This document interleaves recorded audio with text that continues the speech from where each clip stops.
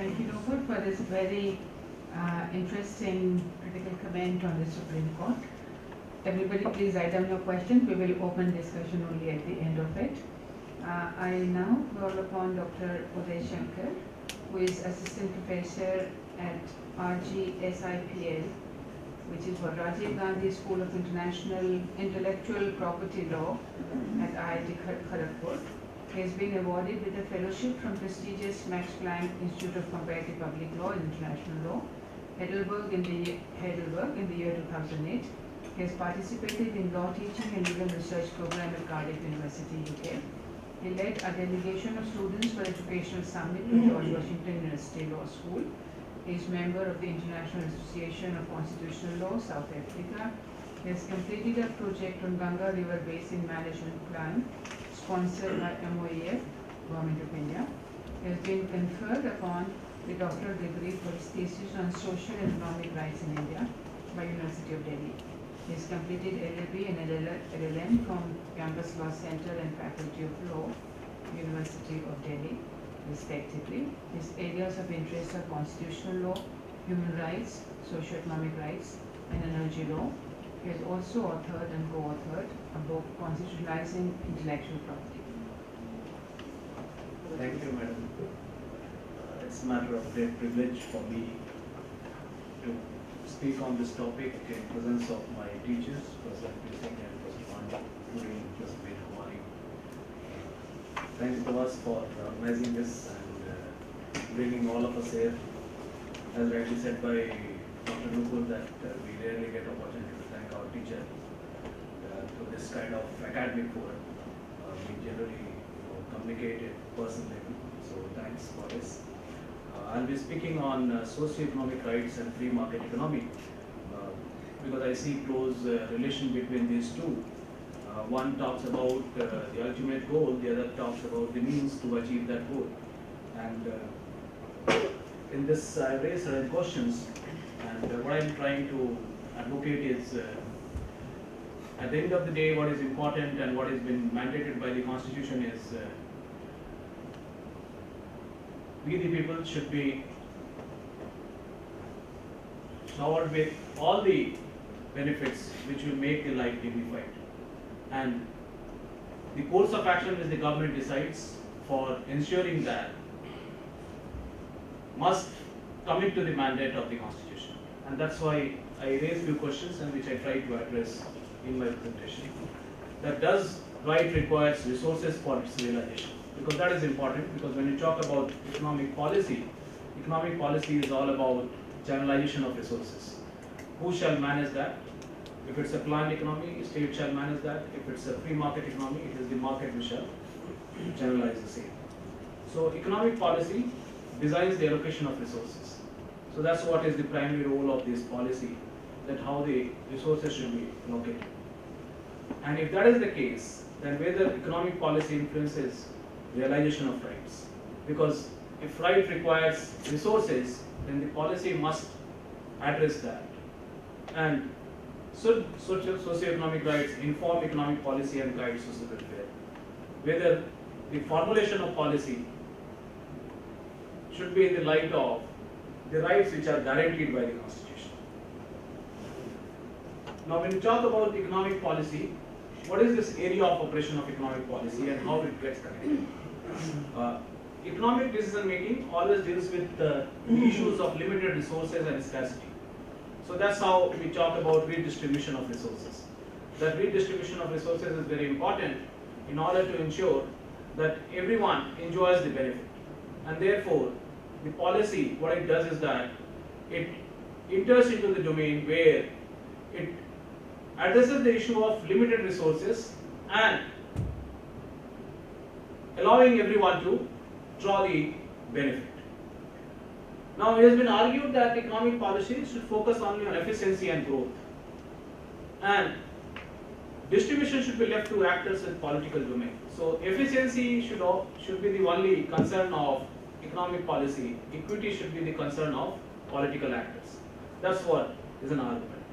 Now what is the argument of free market economy, those who advocate for free market economy? They say that income inequality provides an incentive for effort and entrepreneurship, and thereby spurs the efficiency and productivity, and the gains from which will trickle down. So if you allow individuals to grow, if you allow individuals to be entrepreneurs, then the individual will grow and naturally the benefit will trickle down to the bottom. And that's why it has been argued that free market economy is going to do greater, benefit. It's going to bring more benefit to the last person who is standing in the queue, which Justice Sikri referred to as marginalized section. So it is said that the economic policy should focus on allocation, but it's the state's function to promote equity and inclusion in the allocation of resources. So it should be inclusive in nature, which was also the point of discussion of Justice Sikri, where it says that inclusive growth should be the agenda. So inclusion in the allocation of resources, where the last person should also be in the agenda of policy formulation, in order to ensure that he should not get deprived. So whose role is it? It's generally been said that it's not role of the market, it's the role of the state. And the state shall ensure that there shall be inclusion in the allocation of resources. Now this proposition, the one who advocates for free market economy objects. They say that it amounts to intervention. Let the market govern, and let the market address the issue of inclusive growth. So therefore, ownership and control are two important indicators in economy. Who shall own and who shall control? Now when you talk about rights, which I will be discussing, that if ownership lies with the private hand, it satisfies the requirement of free market economy. But when it comes to control of the resources, whether 39B and 39C of the Constitution governs the same. As far as ownership is concerned, let it be there with the market. But when it comes to allocation of resources, let it get guided by 39B and 39C. So, drawing connection between socio-economic rights and resources, it has been said, in fact, one of the reasons for categorization of rights between civil and political rights and socio-economic rights has been need of resources. But then this reason of divide has already been adequately addressed with this point that both the group of rights require resources for complete realization, whether it's a civil and political rights or it's socio-economic rights. But there is a difference. Difference is, when you talk about need of resources in realization of socio-economic rights, it involves a question of redistribution. Whereas in civil and political rights, it talks about building of the capacity. So in one case, it is the state which takes up the role to build the capacity, in case of civil and political rights. In case of socio-economic rights, it's all about available resources to be redistributed in order to bring benefit to all. So justifying the separation of directive principles and fundamental rights, because most of the socio-economic rights are given in directive principle. So this is what was said by the Planning Commission, where it says that it is the resources which is at the core for this divide. Because new state cannot undertake the responsibility of realization of socio-economic rights, therefore we must have this divide between fundamental rights, which are to be immediately implemented, and directive principles should be implemented in a gradual manner. And that's what even the court says in Monroe Abel. Justice Bhagwati says that implementation would depend on the state of economic development. So resources play important role in realization of socio-economic rights. And then it's not that resources only in terms of money, which is important for realization of socio-economic rights. There are different kinds of resources which play important role. So we should not be in this impression that it's only money, it's only the monetary resources which is important. It has been established that there are different kinds of resources which are important. So I'm just highlighting that the realization of socio-economic rights solely doesn't depend on monetary resources. There are like monetary resources, natural resources, human resources, information resources, technology resources. In the context of the Rights of Child Convention, it has been said that organizational is also a resource for realization of rights. So, directive principle refers to control. However, as I was saying, that ownership could be with the state or private. So, ownership is not a concern here. Concern is that who shall control and how the distribution of resources should happen. Now, when you look at the socio-economic rights and economic policy, how it has been in the history. When I look at the Congress election manifesto in the year 1945, prior to independence, what I find is that the manifesto says that the most vital and urgent of India's problem is how to remove the curse of poverty and raise the standard of masses, and for that purpose it is necessary to prevent concentration of wealth. So 1945, Congress said that we must restrain, we must ensure that the policy should prevent concentration of wealth and power in the hands of individuals and groups. Then again, Nehru proposed that newly born state should be socialist, but then he was very clear in his mind that he is not talking about pattern of economy. What he said is that it is, he said that we have let down not theoretical words and formula, but rather content of the thing we desire. So what he said is that towards the end, the goal should be establishment of egalitarian society, not the pattern of economy which is important. So he said that it's not that when we are advocating for socialist state, we are talking about a particular pattern of economy, we should take us there. And then Syama Prasad Mukherjee, who in response to the objective reservation, what he said is that he talked about this, that unless we have a socialist economy, whatever we are placing, whatever we are committing to our people, we cannot fulfill it.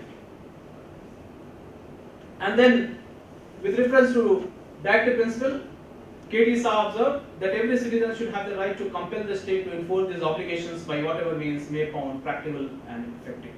So, again, K.D. Shah emphasized on this, that obligations by whatever means. So, it is irrelevant that whether it's a socialist pattern of economy or mixed economy or free market economy, what is important is that goal must be achieved. And that's what Dr. Ambedkar says, that we left enough room for people of different ways of thinking with regard to the reaching of the ideals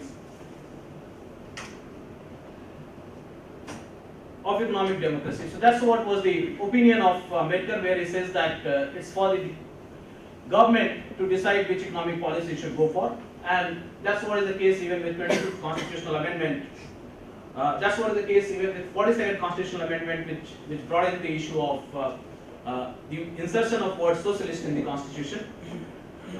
Then judiciary has been dwelling on the issue of designing of policy relation to the socio-economic rights.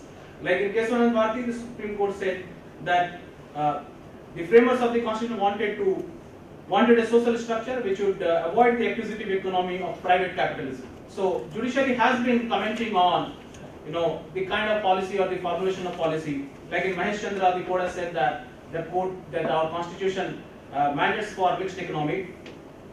Then Ranganath Reddy case, the court highlighted on the word distribute, which is used in 39B, and which says that what it fulfills is restructuring of economic order. It embraces the entire material resources of the community, including the resources with individual. That's what is the highlight. And then in Sanjeev Coke again, the court says material resources of the community means all things which are capable of producing wealth for the community. So when you look at these pronouncements, you can very well make out that in terms of resources, the court has been making this point that it's not only the resources available with the state, but also resources available with the individual should be employed for realizing socio-economic rights of individuals. And in 2010, in Reliance Natural Resources Limited, the court says that it must be emphasized that the ongoing process cannot dispense with the role to be played by the state. So ultimately, the state has got a role. The control should be there at the state. Whether resources lies with the individual or with the state is not very significant for realization. Again, in Dalmia Cement, which is 1996, the court says that these principles, they bind government and all agencies, including private agencies. So even private agencies are to honor, they are also supposed to go by the commitment made in directive principle. And then I am linking it with minimum core obligation, which Delhi High Court has said in 2014 in a case where the court has said that for implementation of socio-economic rights, financial constraint will be immaterial. There are certain obligations which are non-negotiable, and in terms of socio-economic rights, there is certain minimum essential which must be honored, regardless of the financial constraint. The state cannot bring in this argument. And why I am highlighting this, that when you are talking about free market economy, we must have this agenda very clear in mind, that there is something which is non-negotiable when you are talking about socio-economic rights, and it must be fulfilled regardless of the fact that whether resources lies with the state or resources lies with the individual. To sum up, what I say is that economic policy should complement human rights instruments instead of viewing it as a competitive values. They are not competing with each other, they are complementing with each other. And human rights focus on worth of every human being, and so should be the case with regard to formulation of economic policy. And therefore, what I say is that nationalization of resources was justifiable in 1980s for furthering the agenda of directive principles. The redistribution of resources to guarantee minimum core of socio-economic right should be justifiable in the present era. And this is what is the last slide on this, that policy should build around prioritization of minimum essential levels. So minimum core should be the agenda, and resources should be redistributed in order to address that. And exploitative economic system would negate the pledge undertaken by the makers of the constitution in the name of we the people. If economic policy fails to create socio-economic conditions in which there will be an egalitarian social order with social and economic justice to all, so that individual liberty become a cherished value. So it is important that when a formulation of economic policy must address this issue, which is at the core of we the people. And I just conclude by reiterating what Professor Singh has said in one of his papers. That he says that the constitution sets the goal of social justice, but it does not set the economic policies by which they alone will be achieved. So this is what the constitution does not talk about any particular economic policy. And he said that national policies cannot be tested in a court of law. So in a way he brings this argument that the court of law is not the right forum to examine policies, and he said that this job is to be undertaken by vigilant parliament. So that's what, in fact, the makers of the constitution also said while formulating Article 37 and 38. It says that it should be the responsibility of the legislature and the executive to formulate the policies in furtherance of the directive principle. That's all. Thanks for your sincerity. Thank you very much, Uday, for another thought-provoking presentation. And I'm beginning to look forward to the discussion session. I've been provided with all kinds of weapons to make sure that the speakers do not exceed, and I didn't have to use anything. It was just a reminder to that for 5 minutes per more. Now I have the pleasure of inviting Mr. Moez Tundawala, doctoral candidate from LSE, London. School of Economics and Political Science, and he's a visiting fellow at the NLU Delhi. He studied earlier at the School of Oriental and African Studies, London, and the West Bengal National University of Political Sciences, Kolkata. His areas of interest include Indian constitutional and political theory, post-colonial studies, comparative public law, theory of human rights, and Islamic legal theory. You want to speak from here? You want to move? Yeah?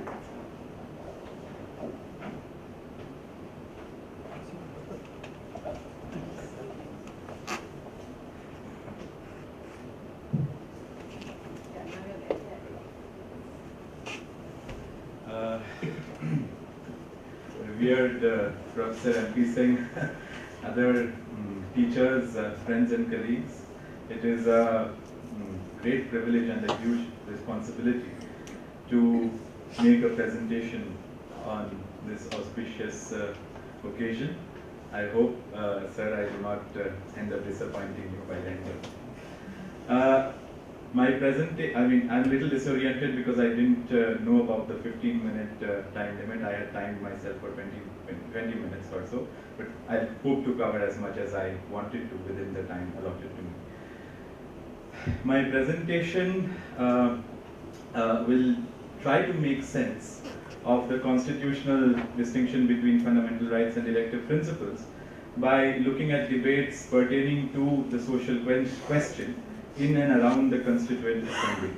I borrow the expression social question from Hannah Arendt, who makes the provocative claim that the American Revolution was a success because it sought to deal only exclusively with the political domain of freedom, and whereas the French Revolution was a disastrous failure because it tried to find a political solution to the social question of necessity.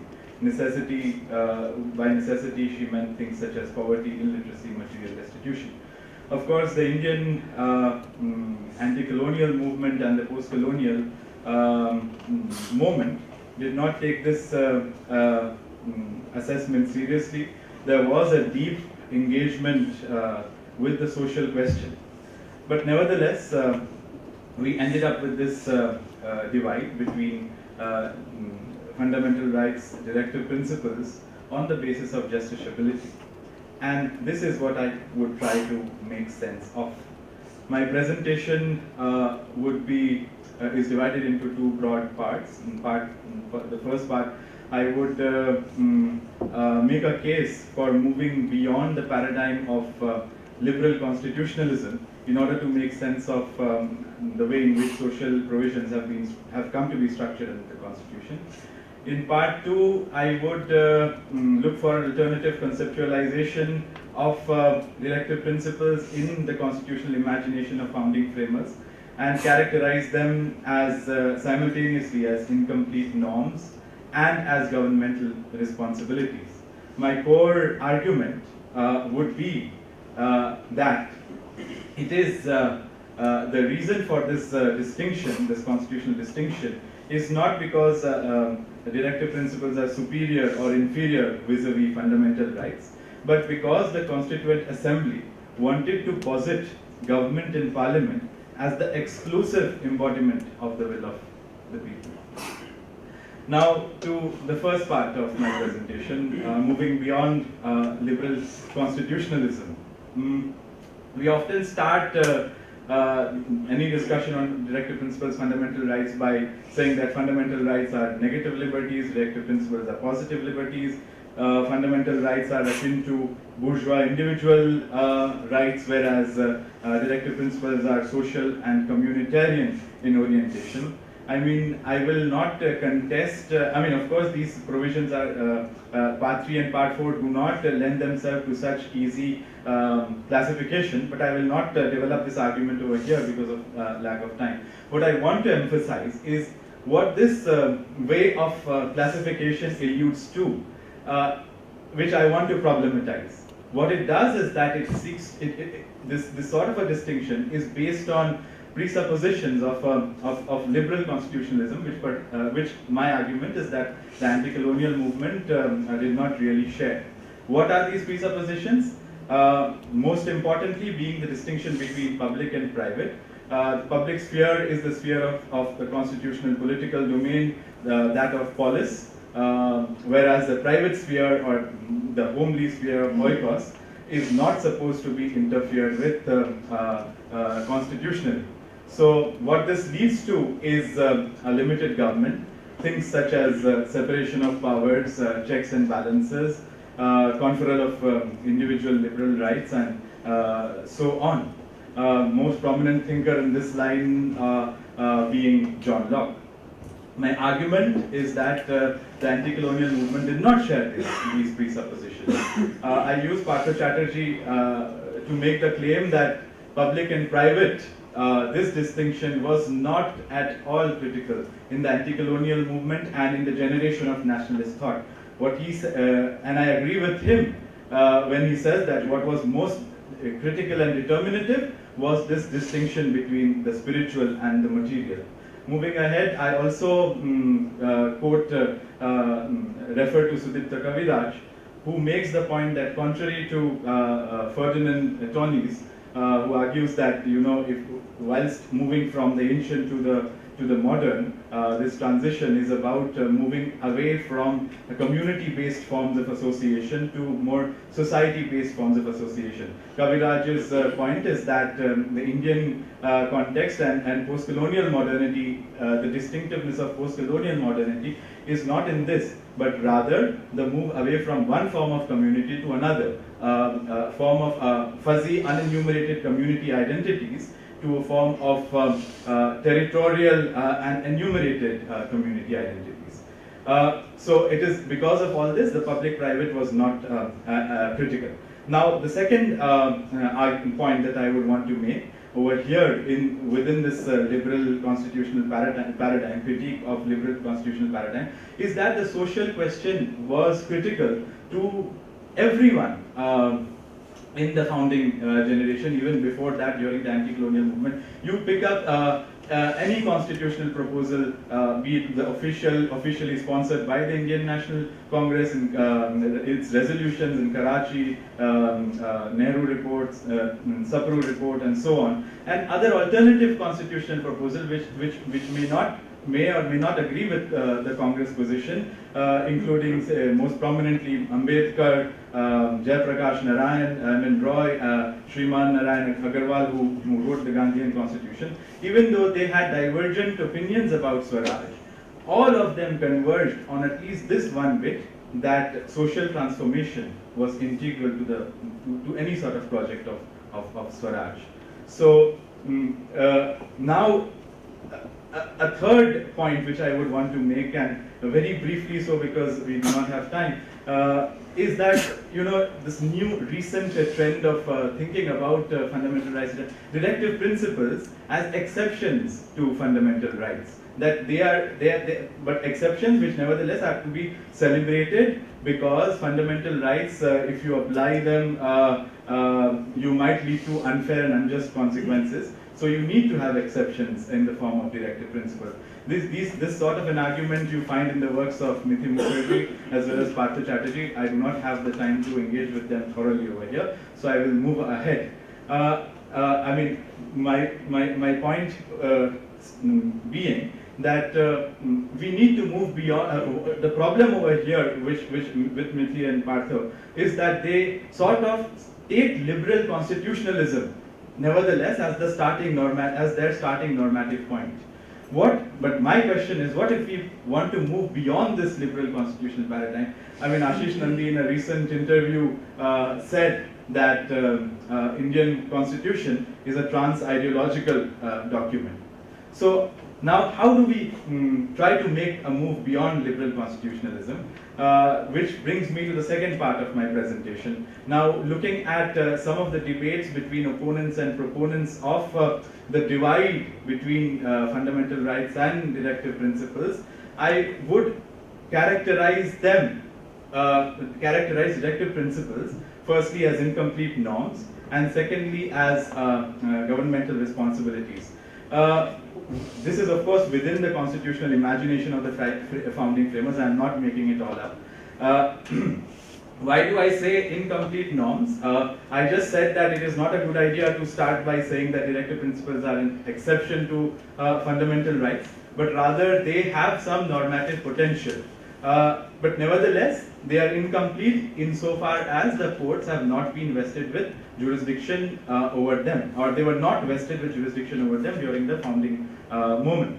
Of course, proponents like the official Congress view endorsed by Nehru and Ambedkar. I mean, Ambedkar's point has already been quoted by Prabhash sir and Dr. Uday Shankar as well. So I will not get into all of those things, but just to mention that it is a compulsions of political democracy which they cited while saying that directive principles should not be made judicially enforceable.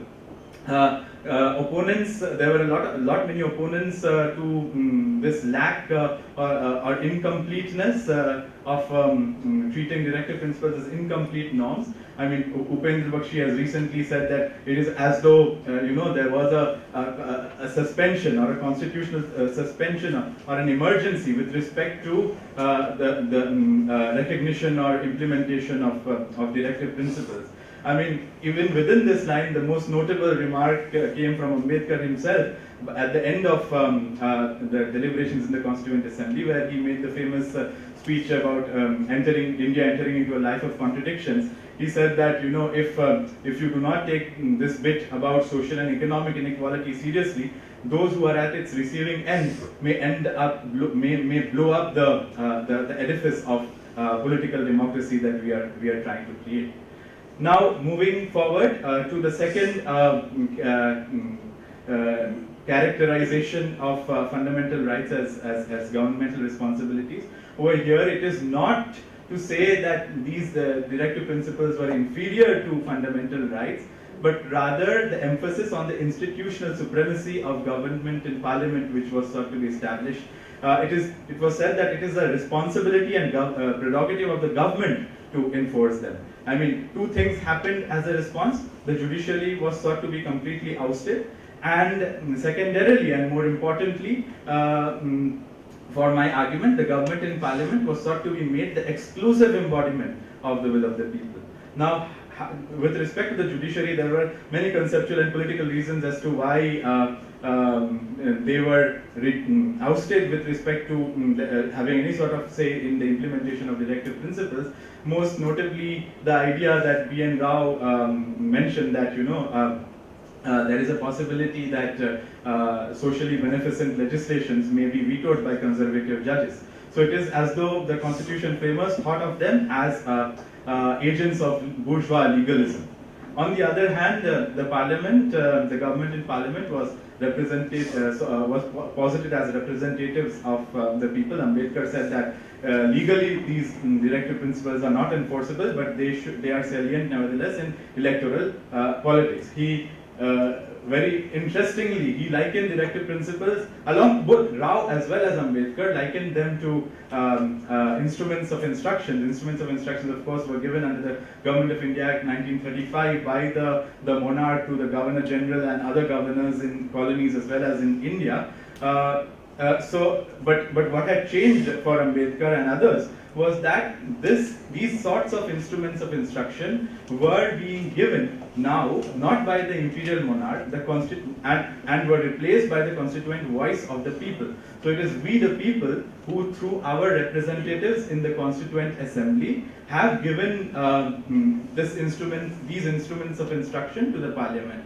to the government in parliament. So it was a sort of a colonial governmentality which he sought the continuation of, but nevertheless by trying to democratize it. And this is a very crucial point. Now, what was its consequence for the people? What about people who would not be in a position to participate in electoral democracy, who would not have sufficient collective strength to be recognized as a force to reckon with in electoral democracy? This point was made by Vishwambar Tripathi when he, in the Constituent Assembly, when he said that, except for the right to vote, the poor man has got nothing under the Constitution. Similarly, Vishwanath Das, who was a Gandhian, also made the same point that the teeming millions have got nothing in the Constitution with respect to social justice, livelihood and health. There was a reason for positing the government in parliament as this sort of exclusive embodiment of the will of people, which was this, that if you remember, at the time the constitution was being framed, the trauma of partition, violence was fresh in everyone's mind, and at the same time what was also happening is that you had these insurrectionary politics, a revolutionary sort of politics which was going on, and you had these peasant and labor uprisings and unrest which needed to be curbed. So what did the government do? They enacted and constitutionally sanctioned preventive detention legislations of the same sort that the anti-colonial movement had sought to challenge. Ambedkar, we all know, he said that, this Gandhian bloody methods as well as Gandhian methods of satyagraha and non-cooperation and so on are a grammar of anarchy, and they are not suited for politics in an independent free state. So, and of course, this ties up to a lot of these limitations, many other limitations which were absolute and reasonable within the fundamental rights chapter itself, which made Somnath Lahiri lament that it seems to me that, he said that it seems to me that the chapter on fundamental rights in the Constitution has been designed from the point of view of a police constable. So to conclude, I would want to say that India's engagement with the social question was by no way unique. In European public law, the social question had been deemed to be important by the beginning of the 20th century. Leon Duguay makes this point that older theories of sovereignty had been trumped by social interdependence as the founding postulate of European public law thought. The idea of social solidarity, positive duties to be imposed upon the state and so on had become prominent. But what makes the Indian case fascinating and interesting is that the engagement with the social question was happening under conditions of post-colonial democracy. I had said earlier that using Kaviraj that Indian modernity was not about moving from community to society, but rather from one form of community to another. In the West, what had happened is that civil society was created much before democracy became salient in politics. So, because of which a lot of these radical revolutionary kinds of people, they moved beyond the purview of constitutional politics. So the social became became prominent through the administrativization of the constitution. Whereas in India, interestingly, civil society was created or was sought to be created through the constitution after adoption of universal adult suffrage. So it was, acceptance of this view. The Indian model is about democratizing a colonial governmentality, and because of which, what happened, twofold things which happened, with which I would want to end, is that on the one hand, the government in parliament wanted to invoke democracy, this idea of we the people, and to claim themselves as embodiments of we the people, to generate public power. And on the other hand, they also wanted to curb other institutions, I mean, be it the judiciary, be it extra constitutional revolutionary forces, they wanted to curb these other constituent possibilities, which, if the judiciary and extra constitutional forces had a role to play in constitutional politics, they wanted to curb or limit or restrict and relegate these other alternative radical constituent possibilities to the periphery, to the zone of illegality or illegality. So simultaneously these two things were happening, and as a result of which, I submit that the framers of the constitution ended up making this division between fundamental rights and directive principles, and saying that it is only the government in parliament which is responsible for its implementation. Thank you.